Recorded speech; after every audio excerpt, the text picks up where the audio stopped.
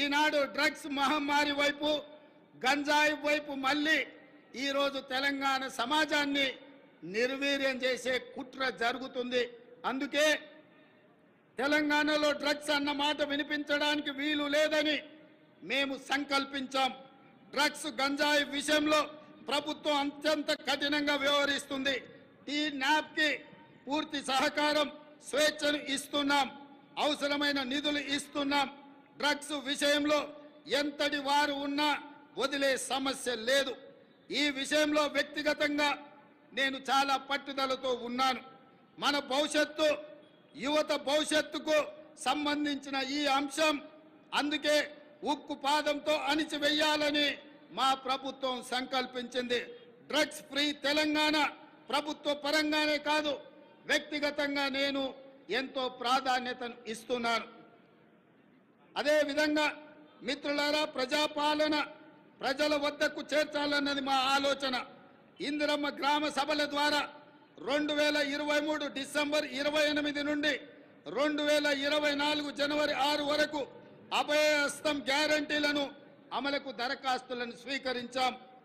మహాలక్ష్మి, ఇందిరమ్మ ఇల్లు, గృహజ్యోతి, చేయుత, రైతు భరోసా పథకాల కోసం 1,28,00,000 మంది దరఖాస్తులు పెట్టుకోవడం జరిగింది. ఇందులో డూప్లికేట్ దరఖాస్తులు మినహాయించగా 1,09,000 దరఖాస్తులు మిగిలాయి. ఈ దరఖాస్తులను కంప్యూటరీకరించి ఈ సమస్యలన్నిటిని కూడా పరిష్కరించి తెలంగాణ రాష్ట్రంలో పేద ప్రజలందరికీ సంక్షేమ పథకాలను అందుబాటులోకి తీసుకురావాలని నా మంత్రివర్గం ఉక్కు సంకల్పంతో ఈరోజు పనిచేస్తుంది. అదేవిధంగా మిత్రులారా, అధికారంలో వచ్చిన 48 గంటల్లోనే 2 గ్యారంటీల అమలుకు శ్రీకారం చుట్టాం. ఆడబిడ్డలకు ఉచిత బస్సు ప్రయాణ సౌకర్యాన్ని కల్పించాం.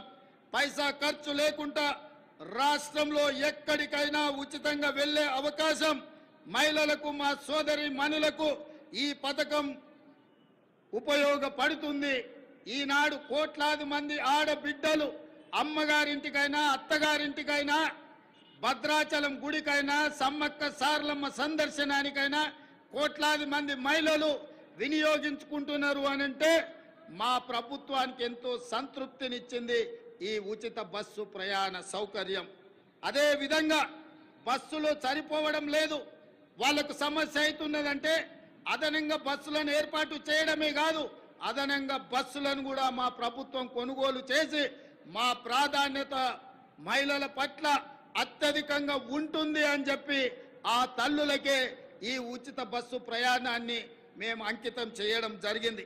అదేవిధంగా పేదల ఆరోగ్య విషయంలో రాష్ట్ర ప్రభుత్వం ఆనాడు డాక్టర్ వైఎస్ రాజశేఖర రెడ్డి గారు ఉన్నప్పుడు శ్రీమతి సోనియా గాంధీ గారి నేతృత్వంలో ఆరోగ్యశ్రీ పథకాన్ని తీసుకువచ్చి పేద ప్రజలకు ఆరోగ్యాన్ని, కార్పొరేట్ వైద్యాన్ని అందించడం ద్వారా ఆ కుటుంబాలను ఆదుకునే విధంగా ఆనాడు ఆ పథకాన్ని ప్రవేశపెట్టడం జరిగింది.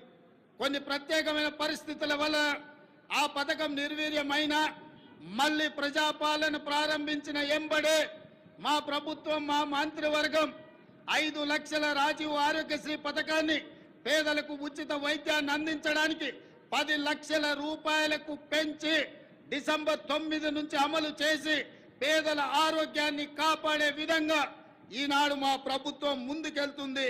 అందుకే ఈరోజు పేదల యొక్క ఆరోగ్యం మా ప్రభుత్వం యొక్క బాధ్యత అని చెప్పి సగర్వంగా నేను తెలియజేస్తున్నాను. అదేవిధంగా యువత ఉద్యోగాల నోటిఫికేషన్లు, పరీక్షల నిర్వహణ పారదర్శకంగా నిర్వహించడానికి తెలంగాణ పబ్లిక్ సర్వీస్ కమిషన్ని ప్రక్షాళన చేశాము. 70 రోజుల్లోనే 30,000 మంది నిరుద్యోగ యువకులకు ఉద్యోగ అవకాశాలు కల్పించి ఉద్యోగ పత్రాలు ఎల్బీ స్టేడియంలో వాళ్ళ కుటుంబ సభ్యుల సమక్షంలో వాళ్ళ కళ్ళల్లో సంతోషాన్ని చూస్తూ మా ప్రభుత్వం నియామక పత్రాలను అందజేయడం జరిగింది. ఈనాడు నిరుద్యోగ యువకుల యొక్క ఉద్యోగ ఉపాధి అవకాశాలు మా ప్రభుత్వం ఎంతో ప్రాధాన్యతతో వాటిని నిర్వహిస్తున్నది. అదేవిధంగా గ్రూప్ 1 నోటిఫికేషన్ ఇచ్చినాం.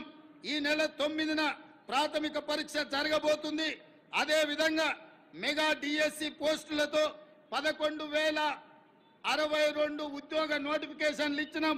తొందరలోనే ఈ టీచర్ల నియామకాలను చేపట్టడం ద్వారా తండాలలో, గూడాలలో, మారుమూల పల్లెల్లో పేదలకు విద్యను అందుబాటులోకి తీసుకొచ్చి ప్రతి పేదవాడికి విద్యను అందించాలన్న లక్ష్యమే మా ప్రభుత్వం యొక్క లక్ష్యము.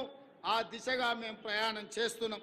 అదేవిధంగా వయో పరిమితిని కూడా 44 సంవత్సరాల నుంచి 46 సంవత్సరాలకు పెంచి ఈ ఖాళీలను భర్తీ చేసే నిర్ణయం మా ప్రభుత్వం తీసుకున్నది.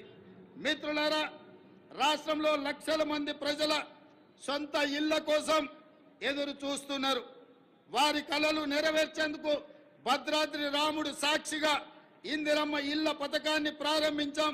పేదల కోసం ఈ ఏడాది 4,50,000 ఇండ్లను మంజూరు చేయడమే కాదు, 22,500 కోట్ల రూపాయలు నిధులు కేటాయించడం ద్వారా ప్రతి శాసనసభ నియోజకవర్గంలో 3,500 ఇళ్లు పేదవాళ్లకు నిర్మించి పేదవాడి సొంత ఇంటి కలను, చిరకాల స్వప్నాన్ని మా ప్రభుత్వం పూర్తి చేయాలని దృఢ సంకల్పంతో ముందుకు వెళ్ళడం జరుగుతుంది.